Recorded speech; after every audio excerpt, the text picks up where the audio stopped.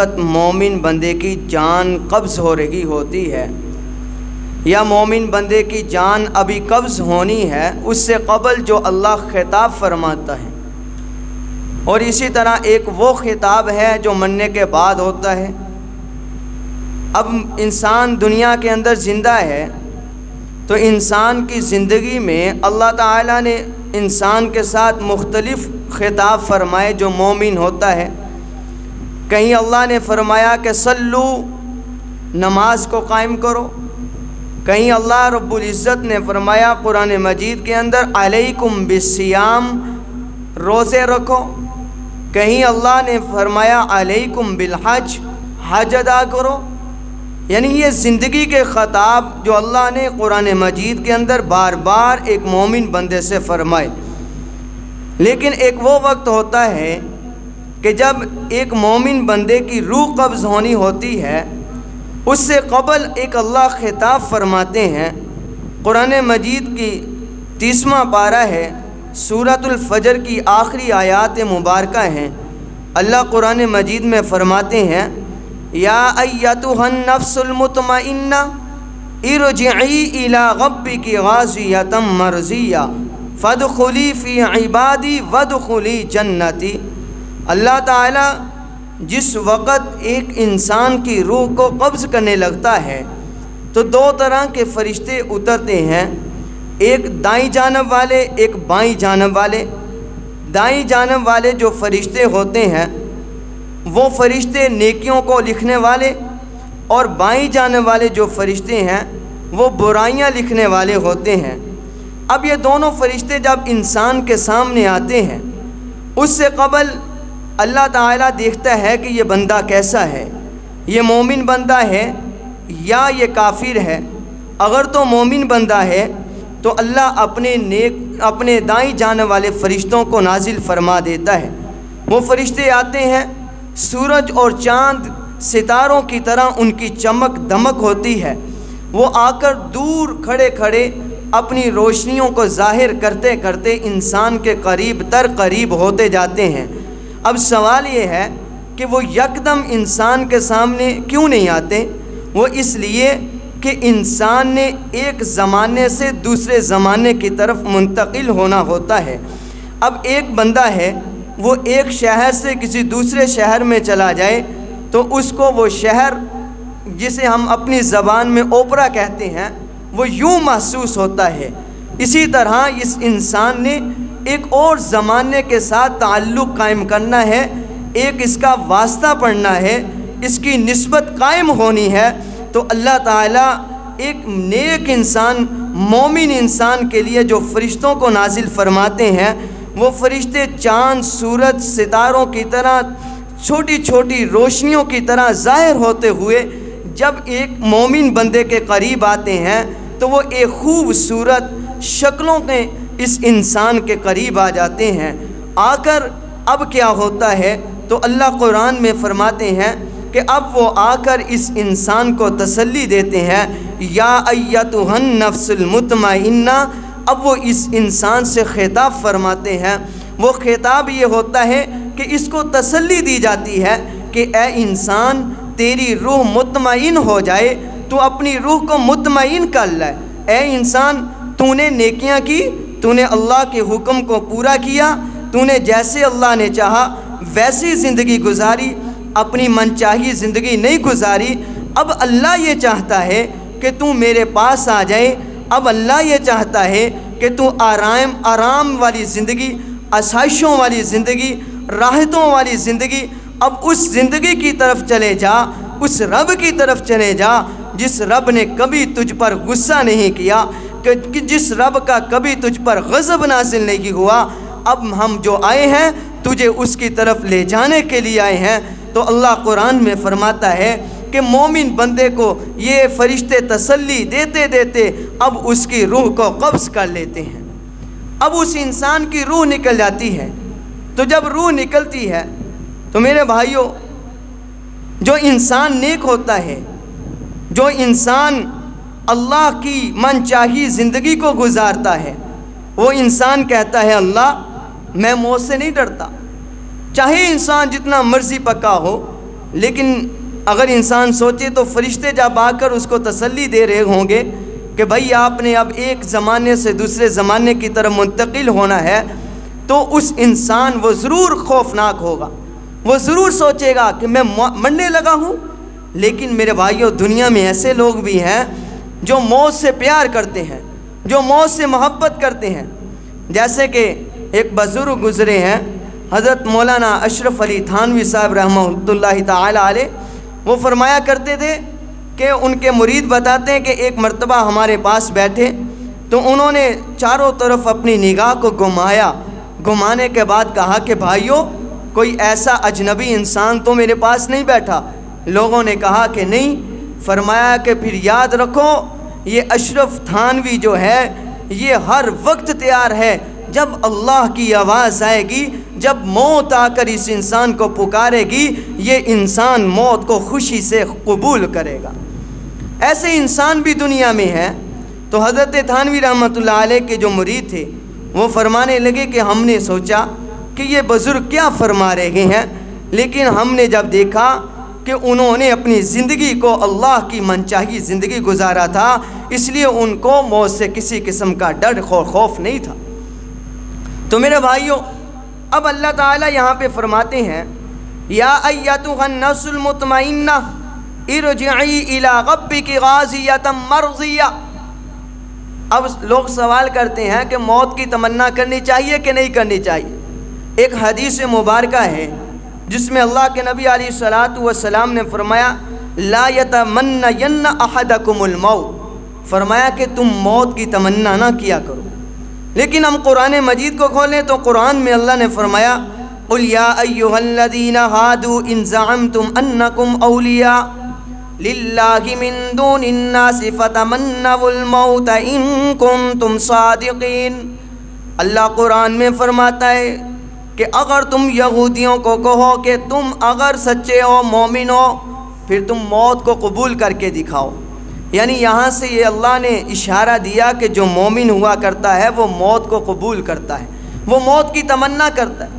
جب یہ دونوں ایک حدیث اور ایک قرآن کی آیت سامنے آ جائے، پھر ہم نے حضور کی طرف جب نگاہ اٹھائی تو رسول اللہ صلی اللہ علیہ وسلم کی ایک اور حدیث نظر آئی جس میں اللہ کے نبی نے فرمایا کہ تکلیف کے وقت، مصیبت کے وقت، نقصان کے وقت موت کی تمنا نہ کیا کرو۔ یعنی موت آتی ہے، موت کی تمنا تب کرو جیسے کہ حضرت بلال رضی اللہ تعالیٰ عنہ کے بارے میں آیا کہ حضرت بلال حبشی رضی اللہ تعالیٰ عنہ کہ جس وقت موت کا وقت قریب آیا تو لوگ جو بیٹھے تھے قریب، انہوں نے دیکھا کہ بلال ہنس رہے ہیں، حشاش بشاش ہیں، چہرے پہ رونق دمک ہے۔ فرمایا کہ بلال، آپ کی تو جان نکلنے والی ہے اور آپ ہنس رہے ہیں، آپ خوشی کا اظہار کر رہے ہیں، آپ کا چہرہ رونق والا ہے، بے رونق نہیں ہوا۔ حضرت بلال حبشی رضی اللہ تعالیٰ عنہ نے فرمایا لوگوں، میں دیکھ رہا ہوں کہ میں نے رسول اللہ صلی اللہ علیہ وسلم اور صحابہ سے ملاقات کرنی ہے اور مجھے اس چیز کی خوشی ہو رہی ہے کہ میں جلدی جاؤں، جا کر رسول اللہ اور صحابہ سے ملاقات کروں۔ اگر ہماری زندگی یوں بن جائے گی تو ہمارے اندر بھی یہ تمنا پیدا ہوگی کہ ہم جلدی جائیں، جا کر رسول اللہ اور صحابہ کے ساتھ ملاقات کرنے والے بن جائیں۔ اگر ہماری یہ تمنا ہوگی تو ہمارے لیے موت بھی آسان ہو جائے گی۔ اب یہاں پر اللہ نے فرمایا کہ اس کی روح نکلتی ہے، یا ایتھا النفس المطمئنہ، فرشتے کہتے ہیں اے نفس مطمئن ہو جا۔ آگے فرمایا ارجعی الی ربک، آپ نے اپنے رب کی طرف لوٹنا ہے۔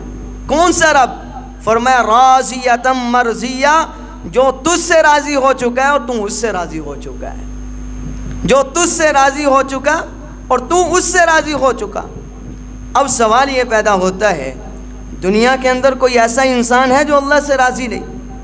ہاں، دہریہ ہیں، کچھ لوگ ہیں جو اللہ کو مانتے نہیں، وہ کہتے کہ اللہ نہیں ہے، یہ نظام خود بخود چل رہا ہے۔ وہ لوگ ہیں، ان کے علاوہ آپ یہودی سے پوچھیں کیا آپ اللہ سے راضی ہیں، وہ کہے گا راضی ہوں۔ عیسائی سے پوچھیں، مشرکین سے پوچھیں جو اللہ کے علاوہ کئی خدا مانتے ہیں، آپ ان سے پوچھیں، وہ بھی کہتے ہیں کہ ان سارے خداؤں سے بڑا ایک خدا ہے، ہم اس سے راضی ہیں۔ لیکن اللہ کس سے راضی ہوتا ہے؟ سوال یہ ہے کہ وہ سارے اللہ سے راضی ہیں۔ اللہ کس سے راضی ہوتا ہے؟ اللہ اس سے راضی ہوتا ہے، فرمایا جو ایمان والا ہوتا ہے۔ اللہ اس سے راضی ہوتا ہے جو اللہ کی ذات پر، اللہ کی تقدیر پر، اللہ کے افعال پر، اللہ کے کام پر، ہر عمل پر اللہ سے راضی ہو، ہر عمل پر اللہ سے راضی ہو۔ اب میرے بھائیوں، ایک ماں باپ ہے، اب ماں باپ انسان کو کھلاتا پلاتا ہے، ہاں کہیں ایسا موقع آتا ہے کہ ماں باپ کے سامنے جب بچہ کہیں کہتا ہے میں سکول نہیں جانا چاہتا، میں سکول جاتا ہے لیکن سکول نہیں پہنچتا، اب ماں باپ اس کو ڈانٹ ٹپٹ کرتا ہے، اس کو تھپڑ مار دیا، باپ غصے میں آیا، اس نے کہہ دیا کہ بچے میں آپ کو اپنے گھر میں نہیں رکھوں گا، اس کو مارا۔ یہ مارنا، یہ مار ڈپٹ کرنا، یہ محبت کی علامت ہے، یہ محبت میں ہوتا ہے۔ لیکن اس کے باوجود کیا بچہ جو ہوتا ہے وہ اپنے والدین سے ناراض ہو جاتا ہے؟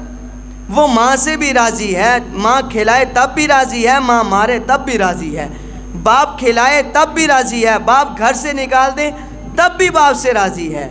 تو اللہ بھی یہ چاہتا ہے کہ اگر میں تجھے نعمتیں دوں تو مجھ سے تب بھی راضی رہ، میں تجھ سے نعمتیں چھین لوں تو تب بھی مجھ سے راضی رہ۔ اللہ یہ چاہتا ہے کہ اللہ سے راضی ہو جا۔ کیسے راضی ہونا ہے؟ فرمایا کہ جیسے اللہ چاہتا ہے ویسے راضی ہو جا۔ اب اللہ تعالیٰ کسی کو اولاد دیتا ہے، اولاد چھین لے تو کیا ہم اللہ سے ناراض ہو جائیں؟ نہیں، اللہ سے راضی رہو، اللہ جیسے چاہے اللہ سے راضی رہو۔ میرے بھائیوں، حضرت جنید بغدادی رحمۃ اللہ تعالی علیہ کے بارے میں آتا ہے کہ حضرت جنید بغدادی رحمۃ اللہ تعالی علیہ اپنے عبادت میں مصروف تھے۔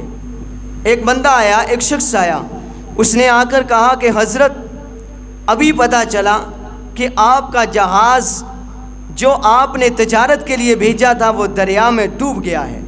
تو حضرت رحمۃ اللہ کی تعالی علیہ نے جب سنا تو فرمایا الحمدللہ۔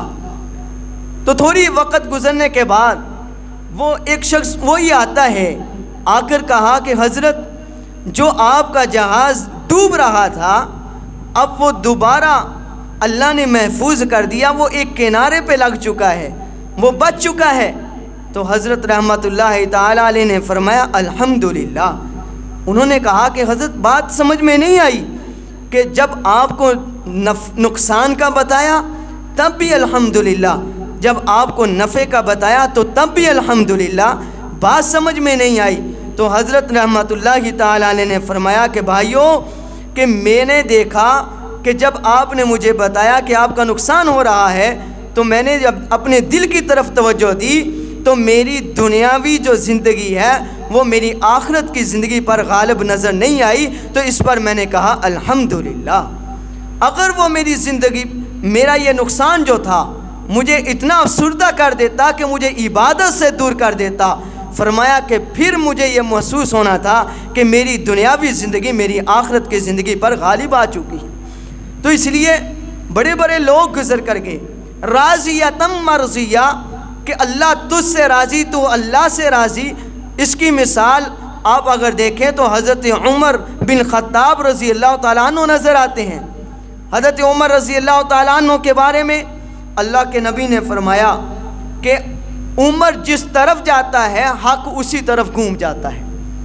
حالانکہ کہنا تو یہ چاہیے تھا کہ جس طرف حق جاتا ہے عمر اس طرف جاتا ہے، لیکن اللہ کے نبی نے فرمایا جس طرف عمر جاتا ہے اس طرف حق جاتا ہے۔ کیوں؟ اس لیے کہ انہوں نے اللہ کو راضی کیا تھا۔ کیسے اللہ کو راضی کیا؟ رسول اللہ صلی اللہ علیہ وسلم کی جہاں حضور علیہ السلام بیٹھ کر نصیحتیں فرماتے اس طرف عورتیں بھی آ کر نصیحتیں سننا کرتی تھیں۔ حضرت عمر رضی اللہ تعالیٰ عنہ نے فرمایا اللہ کے نبی علیہ السلام دل یہ چاہتا ہے کہ ہماری مائیں بہنیں پردے میں ہو جائیں۔ اب اللہ نے فوراً قرآن نازل کر دیا، فرمایا آج کے بعد عورتیں پردے میں گھر سے نکلا کریں گی۔ یہ کب ہوتا ہے؟ جب انسان اللہ کو راضی کر لیتا ہے، پھر اللہ بھی اس کی مرضی کے مطابق فیصلے کیا کرتا ہے۔ حضرت عمر رضی اللہ تعالیٰ عنہ حضور علیہ السلام کے ساتھ جا رہے ہیں، جاتے جاتے طواف کر رہے تھے، جب مقام ابراہیم پہ پہنچے تو فرمایا اللہ کے نبی علیہ الصلوۃ والسلام نے بتایا کہ صحابہ کو یہ وہ پتھر ہے جہاں پہ ابراہیم علیہ السلام نے کھڑے ہو کر یہ خانہ کعبہ کی تعمیر کی تھی، بیت اللہ کی تعمیر کی۔ حضرت عمر رضی اللہ تعالیٰ نے فرمایا اللہ کے نبی دل یہ چاہتا ہے کہ ہم یہاں پر نفل ادا کریں، 2 رکعت نماز ادا کریں۔ اللہ نے قرآن میں اتار دیا وَاتَّخِذُوا مِن مَّقَامِ إِبْرَاهِيمَ مُصَلًّى کہ آج کے بعد جب بھی آپ مقام ابراہیم کے پاس سے گزرو وہاں نماز پڑھ کے گزرو۔ یہ تب ہوتا ہے جب انسان اللہ کو راضی کر لیتا ہے، اللہ انسان سے راضی ہو جاتا ہے تو پھر انسان کی مرضی کے مطابق فیصلے ہوا کرتے ہیں۔ تو میرے بھائیوں، اب بات سمجھنے کی یہ ہے کہ اللہ راضی کیسے ہوگا؟ اللہ راضی ایسے ہوگا کہ جب ہم اپنی زندگی کو حضور کی زندگی کے مطابق بنائیں گے، جب ہم اپنی زندگی کو اللہ کی کہی ہوئی حکموں کے مطابق بنائیں گے۔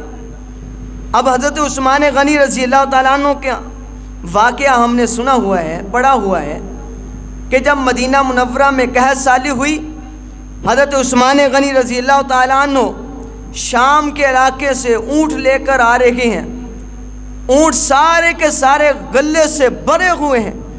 جب حضرت عثمان غنی رضی اللہ تعالیٰ عنہ کی مدینہ منورہ کی دھرتی پہ انٹری ہوتی ہے، بڑے بڑے تاجر مدینہ کے آ کر عثمان غنی سے کہا اے عثمان، یہ جو آپ اونٹ لے کر آئے ہو یہ ہمیں بیچ دو، ہم جا کر مسلمانوں کو بیچیں گے، مدینہ کے لوگوں کو بیچیں گے، وہاں قحط سالی ہے، ہم مہنگے داموں بیچ کر کمائی کریں گے۔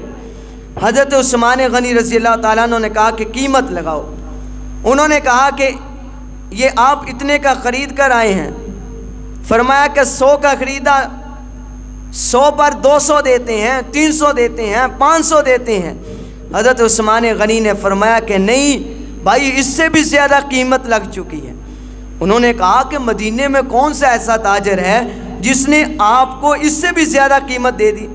حضرت عثمان غنی رضی اللہ تعالیٰ عنہ نے فرمایا بھائیو، 1 نیکی پر 10 نیکیاں ملتی ہیں، مجھے 1 اونٹ پر 10 اونٹ ملیں گے، آپ دے سکتے ہو تو مجھے 1 اونٹ پر 10 درہم دو، یعنی 1 درہم پر 10 درہم دو۔ کہنے لگے ہم نہیں دے سکتے۔ تو حضرت عثمان غنی نے فرمایا لوگو میرے اونٹ لے جاؤ، غلہ لے جاؤ، لے جا کر مدینہ کے فقراء غریب مساکین کے اندر اس کو تقسیم کر دو۔ میرے بھائی، یہ ہوتی ہے راضیۃ مرضیہ کہ جب ہمارے دلوں میں آخرت کی زندگی کا احساس ہوگا، دنیا کی زندگی کا احساس کم ہوگا، تو پھر ہم اللہ کی مرضی کے مطابق، رسول اللہ کی مرضی کے مطابق زندگی گزاریں گے۔ حضور علیہ الصلوۃ والسلام نے اعلان کیا غزوہ تبوک کے موقع پہ، حضرت عثمان غنی رضی اللہ تعالیٰ عنہ اونٹ لے کر آئے، گلے کے بڑے ہوئے، حضور کے قدموں میں نشاور کر دیے اور اشرفیاں لے کر حضور کی جھولی میں رکھ دی۔ اب رسول اللہ صلی اللہ علیہ وسلم ان اشرفیوں کو لے کر آپ صلی اللہ علیہ وسلم ہاتھوں میں ان کو کبھی ادھر کو ادھر کو الٹ پلٹ کر رہے ہیں اور ساتھ فرما رہے ہیں ما ضر عثمان ما عمل بعد هذا اليوم، آج کے بعد عثمان جو بھی کرے عثمان کو کوئی نقصان نہیں ہوگا۔ یہ کب ہوگا؟ جب ہم اللہ کو راضی کر لیں گے۔ ایک واقعہ ہے، ایک صحابی رسول تھے، ان کا نام حضرت عمران بن حسین رضی اللہ تعالیٰ عنہ تھا۔ فرمایا کہ ان کے جسم کے ایک پہلو پر پھورا نکل آیا، دانہ نکل آیا۔ وہ دانہ ایسا نکلا کہ وہ نہ دائیں جانب کروٹ کر سکتے تھے، نہ بائیں جانب کروٹ لے سکتے تھے، اور یہ دانہ، یہ جو تکلیف تھی ان کو 32 عرصہ ان کو یہ تکلیف رہی۔ تو صحابہ فرماتے ہیں وہ صحابی رسول بستر پر پڑے اور سیدھے لیٹے رہتے تھے، وہی بستر پر نہ نماز کبھی قضا ہوئی، نہ کبھی وضو رہا، نہ کبھی قرآن کی تلاوت رہی۔ فرمایا ایک دن ہم ان کے پاس بیٹھے، ہم نے کہا اس عمران بن حسین کیا بات ہے، 32 سال کا عرصہ گزر گیا، ہم نے آج تک تیرے چہرے پہ کبھی تکلیف محسوس نہیں کی، جب بھی دیکھا تو تیرا چہرہ یوں نظر آتا تھا جیسے ایک تندرست کا چہرہ ہوتا ہے، اتنی رونق، اتنا حشاش بشاش، اے عمران اس کی وجہ کیا ہے؟ تو حضرت عمران بن حسین رضی اللہ تعالیٰ عنہ نے فرمایا لوگوں میرے دل کے اندر جس دن مجھے یہ بیماری لگی تھی میں نے اپنے اللہ سے کہا تھا اللہ تو مجھے بیماری دے میں تب بھی تجھ پہ راضی ہوں، تو مجھے تندرستی دے میں تب بھی تجھ پہ راضی ہوں۔ میں نے جب یہ کلمات ادا کیے تو میں نے صبر کیا، اللہ مجھ پر اتنا راضی ہوا کہتے کہ میں بیماری کی حالت میں ہوں تو خدا کی قسم کوئی ایسا دن نہیں گزرا کہ میں نے فرشتوں کی زیارت نہ کی ہو، ایسا دن کبھی گزرا نہیں کہ میں نے بستر پہ لیٹے ہوئے کبھی بھی اللہ نے مجھے آخرت کا منظر نہ دکھایا ہو، کوئی ایسا دن نہیں گزرا کہ اللہ نے مجھے کوئی ایسا جنت کے مناظر نہ دکھائے ہوئے ہوں۔ میرے بھائیوں، جب انسان اللہ کی رضا کے مطابق اپنی زندگی بنا لیتا ہے تو اللہ بھی انسان کی مرضی کے مطابق فیصلے کرنا شروع کر دیتا ہے۔ آج ہماری زندگیاں جو ہیں وہ اللہ کی رضا کے مطابق نہیں ہیں۔ آج ہم یوں چاہتے ہیں کہ ہماری مرضی کے مطابق فیصلے ہوں، لیکن اللہ جو ہوتا ہے اللہ نیک بندوں پر آزمائش دیتا ہے۔ فرمایا قرآن مجید کے اندر اللہ تعالیٰ نے، قرآن مجید کی آیت ہے جس میں اللہ تعالیٰ نے فرمایا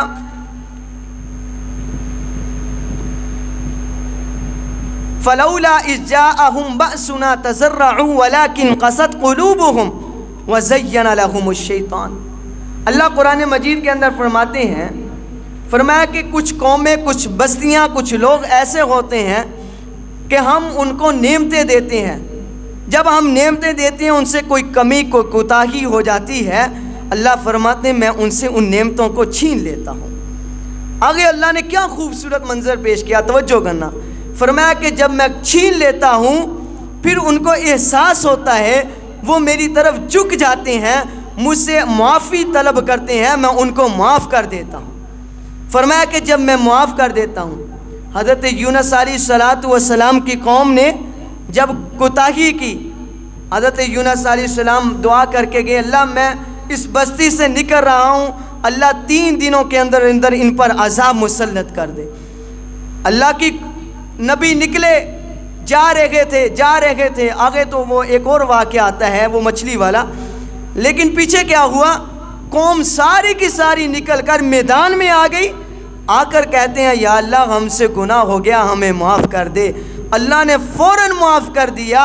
حضرت یونس علیہ السلام فرماتے کہ میں نے کہا اللہ ابھی تک عذاب نہیں آیا، تو ہوا کیا تھا کہ اس قوم نے اللہ سے معافی مانگی، اللہ نے معاف کر دیا تھا۔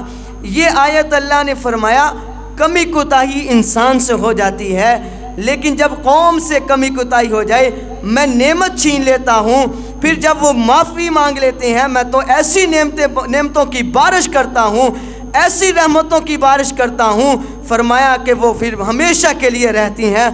آگے اللہ نے فرمایا کہ کچھ لوگ، کچھ قومیں، کچھ بستیاں ایسی ہیں جب وہ گناہ کر لیتے ہیں میں ان سے جب نعمتوں کو چھین لیتا ہوں ان کے دل اتنے سخت ہوتے ہیں، وہ کہتے ہیں کہ اب ہم کبھی معافی نہیں مانگیں گے، وہ اور گناہ کرتے ہیں، تو اللہ فرماتے ہیں کہ میں ان کے دلوں پہ مہر لگا دیتا ہوں۔ اور آگے اللہ فرماتے ہیں کہ میں کیا کرتا ہوں حتی اذا فرحوا بما اوتوا اخذناہم بما فتح، فرمایا کہ میں ان کے لیے اتنی دروازے کھول دیتا ہوں، اتنی نعمتیں دے دیتا ہوں، اب وہ لوگ یہ سمجھنے لگتے ہیں کہ ہمارے پاس تو پیسہ آ گیا، مال آ گیا، ہم جو چاہیں کریں۔ اللہ قرآن میں فرماتے ہیں اخذناہم، فرمایا کہ وہ مطمئن ہو جاتے ہیں کہ اب ہم سے کوئی زندگی نہیں چھین سکتا، اب ہم سے کوئی مال نہیں چھین سکتا، کوئی اولاد نہیں چھین سکتا، جو ہمارے پاس نعمتیں ہیں وہ کوئی نہیں چھین سکتا۔ اللہ قرآن میں فرماتے اخذناہم، جب وہ مطمئن ہو جاتے ہیں ہم اچانک چھینتے ہیں، فرمایا بغتتم فاذا ہم مبلسون، وہ حیرت زدہ ہو جاتے ہیں، مصیبتوں میں پھنس جاتے ہیں۔ فرمایا فقطع دابر القوم الذین ظلموا، اللہ فرماتے ہیں پھر میں ظالم جو ظلم کرنے والا ہے، فرمایا اس کی جڑیں میں کاٹ کے رکھ دیتا ہوں، اس کی جڑوں کو کاٹ کے رکھ دیتا ہوں۔ میرے بھائیوں، اگر انسان سے کمی کوتاہی ہو جائے تو اللہ یہاں پہ فرماتا ہے مجھ سے معافی مانگو، جب تم معافی مانگتے ہو میں نعمتوں کو واپس لٹا دیتا ہوں۔ اگر معافی نہیں مانگو گے فرمایا کہ پھر تم ظالم بن جاؤ گے، جب تم ظالم بن جاؤ گے تو فرمایا پھر میں تمہاری جڑوں کو کاٹ دوں گا۔ آپ دیکھیں ہمارے علاقوں میں بے شمار ایسی مثالیں ہیں کہ جو ظالم بن جاتے ہیں، جو مال رکھتے ہیں، وہ کہتے ہیں ہم سے بڑا کوئی ظالم نہیں، ہم سے بڑا کوئی نہیں ہے اس علاقے کے اندر۔ لیکن یاد رکھو اللہ کا قرآن سب سے بڑا ہے، اللہ کی ذات سب سے بڑی ہے، وہ جو چاہے کر سکتا ہے۔ اگر انسان کو زندگی دے سکتا ہے تو انسان کی زندگی لے بھی سکتا ہے، اس سے بڑی کوئی طاقت نہیں ہے۔ آج کتنی مثالیں ہیں، کتنے لوگ ہیں۔ تو اللہ، میں یہ عرض کر رہا تھا کہ جب مومن بندے کی اللہ روح قبض کرنے لگتا ہے تو اللہ فرماتے یا ایتھا النفس المطمئنہ، اے روح مطمئن ہو جا، الی ربک، اب تو اپنے رب کی طرف لوٹنے والا ہے۔ یا اللہ کون سا رب؟ فرمایا راضیہ تم مرضیہ، اس رب کی طرف تو لوٹنے والا ہے جس سے تو راضی ہو چکا ہے، وہ تجھ سے راضی ہو چکا ہے۔ اب راضی رب کیسے ہوگا؟ میں نے یہ بتایا کہ رب راضی ایسے ہوگا کہ رب کی من چاہی زندگی گزارنا پڑے گی، جیسے رب چاہتا ہے ویسی زندگی گزارو، جیسے رسول اللہ چاہتے ہیں ویسی زندگی گزارو۔ میرے بھائیوں، جان دینی پڑے جان دے دو دین کی خاطر، اسلام کی خاطر۔ ہمارے دلوں کے اندر اسلام غالب ہونا چاہیے، دین غالب ہونا چاہیے، قرآن غالب ہونا چاہیے، ختم نبوت کا عقیدہ غالب ہونا چاہیے، اہل بیت صحابہ اکرام کی محبت غالب ہونی چاہیے، رسول اللہ کا دین غالب ہونا چاہیے ہمارے دلوں کے اندر۔ میرے بھائیوں، قرآن جیسی نعمت، مسجدوں کی حرمت، مدرسوں کی حرمت غالب ہونی چاہیے، نہ کہ دنیا، نہ کہ دوستی، نہ کہ مال، نہ کہ چودھری، نہ کہ بڑے بڑے، یہ ہمارے دلوں میں غالب نہیں ہونے چاہیے۔ ہمارے دلوں میں اگر غالب ہونے چاہیے تو اللہ کی ذات غالب ہونی چاہیے۔ اگر اللہ کی ذات غالب ہوگی تو میرے بھائیوں پھر وہ عورت بھی ہمارے سامنے ہوگی، جو عورت اپنے بھائی کو، اپنے بھائی کو، اپنے والد کو، اپنے خاوند کو، اپنے بیٹے کو اللہ کے راستے میں جنگ کے اندر بھیج کر کہتی ہے لوگوں رسول اللہ کا کیا بنا۔ جب صحابہ اکرام واپس آتے ہیں، کسی نے کہا تیرا باپ دنیا سے چلا گیا، کسی نے کہا تیرا بیٹا شہید ہو گیا، تیرا خامد شہید ہو گیا، کسی نے کہا تیرا بھائی شہید ہو گیا۔ اس نے کہا سب کچھ بعد میں ہے، پہلے رسول اللہ ہے، بتاؤ میرا رسول اللہ کا کیا بنا۔ میرے بھائیوں، پھر اگر انسان کے دل میں اگر ایمان غالب ہوگا پھر ہمیں وہ صحابی رسول سامنے ہونے چاہیے جو مسیلمہ کذاب کے سامنے کھڑے ہوئے تھے۔ جب مسیلمہ کذاب نے کہا تو رسول اللہ کو آخری نبی مانتا ہے؟ اس نے کہا میں رسول اللہ کو آخری نبی مانتا ہوں۔ اس نے کہا مجھے آخری رسول مانتا ہے۔ اس نے کہا خدا کی قسم جان جا سکتی ہے تجھے آخری رسول نہیں مانتا۔ اس نے اعلان کیا اس کا ہاتھ کاٹ دو۔ میرے بھائیوں، ایک بازو کاٹ دیا گیا، پھر سوال ہوا، اس نے وہی جواب دیا، دوسرے بازو کاٹ دیا گیا، بعد میں ٹانگ کاٹ دی گئی، دوسری ٹانگ کاٹ دی گئی، جسم کاٹ دیا گیا، گردن کاٹ دی گئی، لیکن ایک جواب تھا کہ اگر میرے دل میں غالب ہے تو رسول اللہ غالب ہے، اگر میرے دل میں غالب ہے تو میرا ایمان غالب ہے، اگر میرے دل میں غالب ہے تو اللہ کی رضا غالب ہے۔ میں یہ بتا رہا تھا کہ میرے بھائیوں، نفع نقصان کس کی طرف سے ہے؟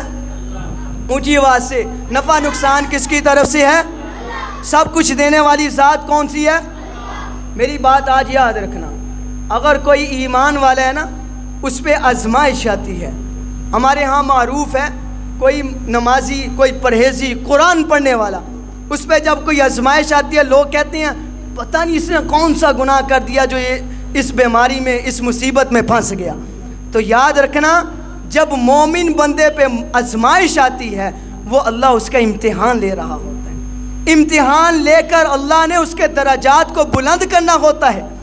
اور جو گناہگار ہوتا ہے فرمایا جب اس پر آزمائش آتی ہے وہ اس کے گناہوں کی وجہ سے آتی ہے۔ اس لیے اگر آج ہم پر یہ تھوڑی سی مصیبت آئی ہے، آزمائش آئی ہے، شاید ہم سے کوئی قومی کوتاہی رہ گئی ہو، کوئی گناہ ہو گیا ہو، میرے بھائی اللہ قرآن میں کہتا ہے گناہ ہو جائے معافی مانگ لو، جب تم معافی مانگو گے تو میں نعمتوں کی، رحمتوں کی بارش کر دوں گا۔